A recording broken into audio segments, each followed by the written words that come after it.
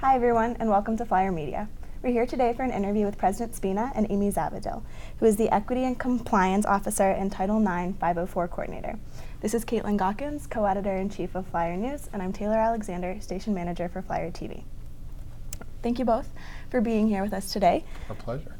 We are here to address Dr. Spina's recent letter to the community regarding sexual assault. So, Caitlin, I think... Yep, I'll kick things off. So my first question is directed towards you, President Spina, on that topic. So the letter entitled On My Mind you sent out on October 8th to all students. I was just wondering what prompted you to send that letter at that specific time? So I don't think there's anything particular about October 8th. But I just say in general, I mean, I've been on college campuses for 30 years, and especially over the last 5 to 10 years, I mean, the prevalence of sexual assaults puts this in the front of our mind really all the time. One of the things I try to do is to listen to students in many different venues, and it seemed towards the end of last year and early this year there were more people really expressing concerns and wondering what they could do as individuals and what the university could do. So I'm really the motivation behind the letter was just to kind of once again put this in the front of people's minds as something that we really all have a responsibility for, that this isn't just something that happens elsewhere, not something that happens to somebody else. It happens here on our campus and is important for all of us to pay attention to. So I think just trying to reflect those concerns that people have and really hope for an environment that is increasingly moving towards one that doesn't have this prevalence of sexual assault. So, in large part, surfacing and just trying to encourage folks to see themselves and what they can do to try to move to a better place. Okay. So rather than one specific event that pushed you towards it, it was more something that had been weighing on your mind for a little while. And really, my sense is students are talking about it more and are more concerned now than they were. And so trying to reflect that and really respond to that in some way. Okay. And then Amy, regarding your letter, you sent out a letter with Kristen Keene a little over a couple of weeks before President Spina's letter was sent out, entitled Towards a Safer Campus Community, where you both talked about sexual violence, harassment, and other issues surrounding those sorts of things. I was just wondering if you could tell me about yours and Kristen's motivation for writing that letter. Yeah, I think that Kristen and I always have on our mind both prevention and response, and wanting to make sure that all members of the community know what's available in the way of learning and growing, as well as seeking help for yourself or for others who you may know. And when that message was sent out in September, it was following national media as well as campus dialogue that had a lot of students buzzing, as well as members of the community wanting to make sure that if someone was harmed or knew someone who was harmed, that people knew how to get help. And so I think it was the motivation of wanting to make sure people had the resources and information that's available here on campus and in the community. Okay. Well, Amy, just to backtrack a little bit, could you tell us a little bit about what you do in the Equity and Compliance Office and why that role is important, especially on a college campus? Absolutely, thank you. So the Equity Compliance Office oversees the university's non-discrimination and anti-harassment policy, and the spectrum of sexual misconduct falls under that policy in large part because sexual assault is the most egregious form of sexual harassment, and we want to respond appropriately to that. We work closely with Kristen Keene. There are compliance obligations related to Title IX, which has been making headlines for many years, and particularly in the last 5 years. So the process affords rights to either party where someone reports an experience of sexual harassment or gender-based misconduct that occurs between members of the community. And we provide support to anyone who's had an experience of discrimination, harassment, or gender-based misconduct who is looking for their options. So it's so important that people know that it is both the potential for a disciplinary process where that's relevant, but it is always the availability of support and resources to allow individuals who may have been harmed to continue to have access to their education or employment on campus. Okay, thank you. And then President Spina, you mentioned in your letter to students how every time an incident of sexual harassment or violence occurs, the UD community that we all really treasure is harmed and put a dent in. Can you speak to these incidences and how they affect communities like ours? So I'm in my third year here now, and really every day I see something that reminds me how fortunate we are as a university community in terms of the relationship, the positive relationship among students, between faculty and staff and students, among faculty. And it's something that is not at every university, and I think we have a lot to be proud of. So for me, there's just this dissonance between what we see every day on the positive side and these incidents that clearly harm individuals. But then you think about the concentric circles around that individual: roommates, friends, colleagues, high school classmates who happen to be here. So beyond harming the one individual, it hurts a lot of others. But then also just works against the community that's so central to who we are as an institution. So for me, it really does rip at the fabric of who we are. I mean, it's not who we are. The students that I interact with, the faculty and staff who I interact with, so positive and supportive of each other. And obviously, this kind of violence, sexual violence and assault, is just antithetical to what we stand for and the relationships that we build. Now, with the prevalence of sexual assault on college campuses nationwide, how much of that is reflective of what we're actually seeing on the University of Dayton campus versus something that you felt would be beneficial to address regardless? Well, I think it's I think both, right?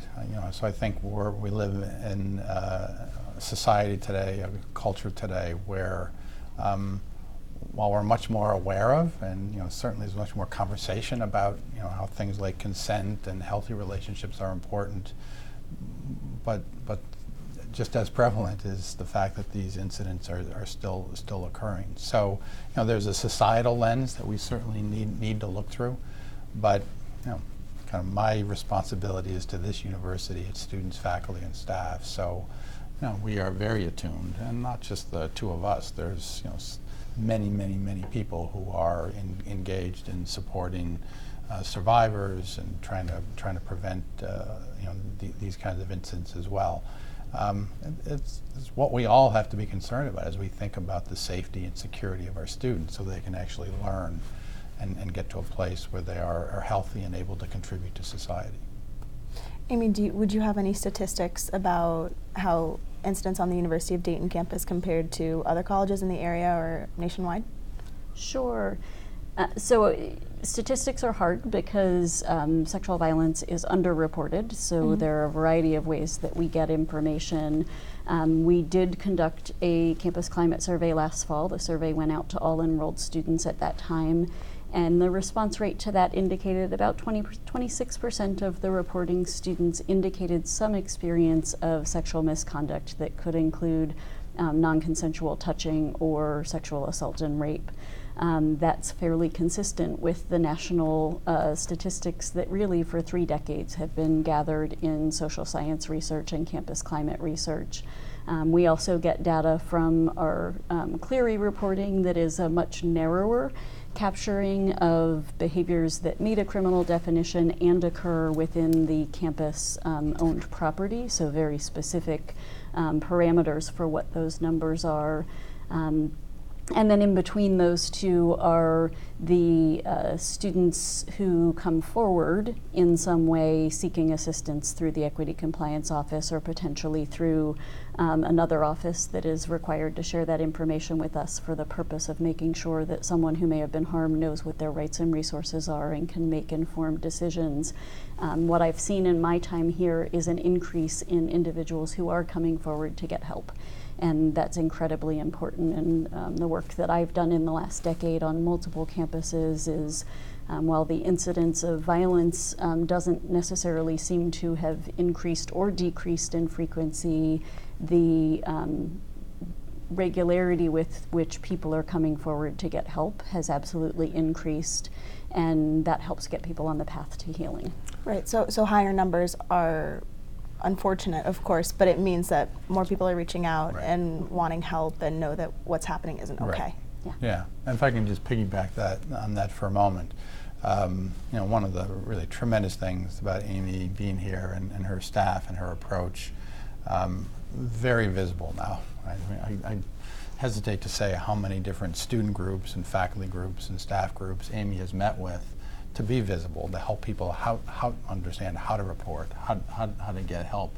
I mean, we can't ultimately make the kind of progress we need to and want to without really Amy and her staff being visible, without people understanding there is some place you can go, understand the ground rules about how to report, how to get that support. So you're right. I mean, it's more incidents is actually, at least temporarily, a good thing. It means people are coming forward and getting the kind of support that they need. And then going off of that, I feel like as a society, as a nation even, there's the general trend that we're not comfortable about talking about rape or sexuality or sexual harassment openly. How do you feel that contributes to this issue? And do you feel that us being able to talk about it today and then your conversations with different student groups advertising, how has that helped the situation? I think it's important, and there's certainly been progress of nationally, societally, and within our campus of people being willing to talk about it, both asking questions and speaking up about what's not okay. I think there's also a growing amount of social science research that's indicating that one of the hopes for shifting culture around power-based personal violence is the more we talk about behaviors, the greater intervention is going to occur. And so addressing the climate around sexual and gender-based misconduct is an inherent part of how we shift culture so that the behaviors are clearly not acceptable and people are willing to step in when they see indicators of power-based personal violence. And could you expand on that term, power-based personal violence, a little bit? Absolutely. So power-based personal violence is about one individual who is asserting power, control, or intimidation over another individual for the purpose of doing harm. The complicating factor of power-based personal violence is the person who's engaging in the behavior may not always see it as an intention to do harm. Their intentions may be otherwise, but their behaviors are inflicting harm on another person. So I think we have progressed as a society to talk about sexual violence isn't about sexual activity. Sexual violence is about power and control over another human being. Thank you. Looking at the big picture, is administration working on any sort of policies or processes that are currently in place and or should be in place in the future to prevent sexual violence and provide care for the victims? Yeah, so let me just answer at a very high level, and then maybe Amy can provide some detail. I mean, the short answer is yes. We are always looking at policies, procedures, support mechanisms. Again, one of the benefits of having someone like Amy come in from outside, a whole new lens to look at what we're doing, a whole new set of ideas. And Amy is very plugged in nationally, so we understand what best practices are. So I'll just say we're always looking at policy, always looking at procedure, always looking at support mechanisms.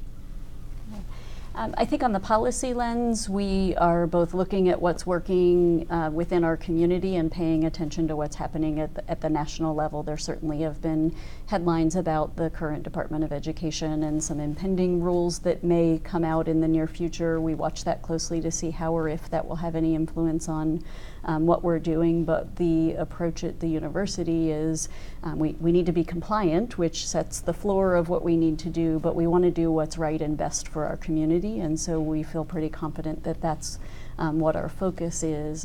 How is this working in this community and providing appropriate rights and support for individuals?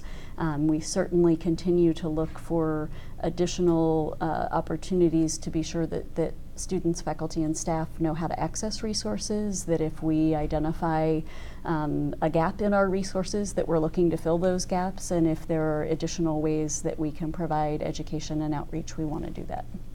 For somebody that might not know, could you briefly walk through the steps of reporting an incident of sexual assault or harassment? Sure.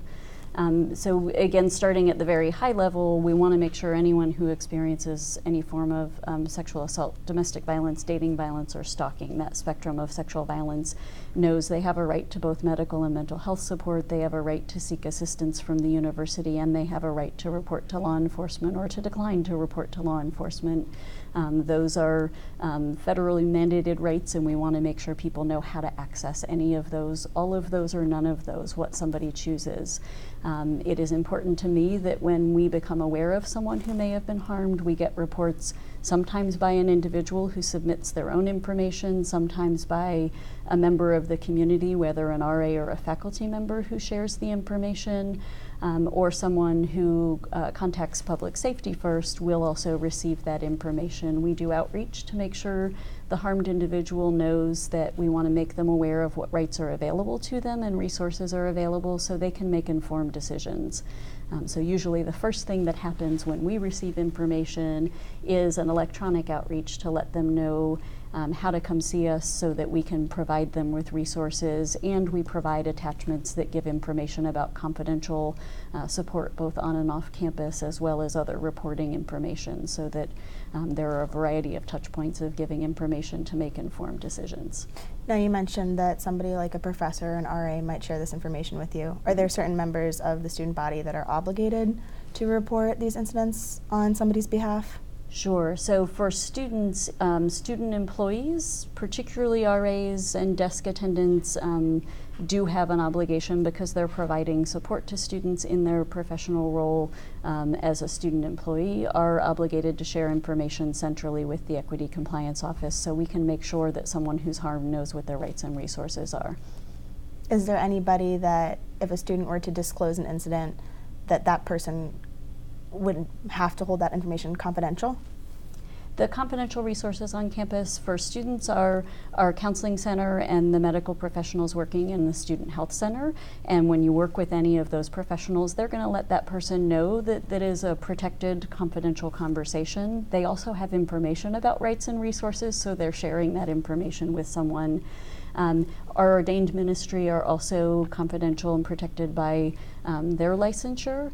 And there are staff within campus ministry who provide the utmost of privacy and will consult with us to determine whether they need to share information. And again, the purpose of sharing the information is to make sure that someone who's harmed knows what their options are.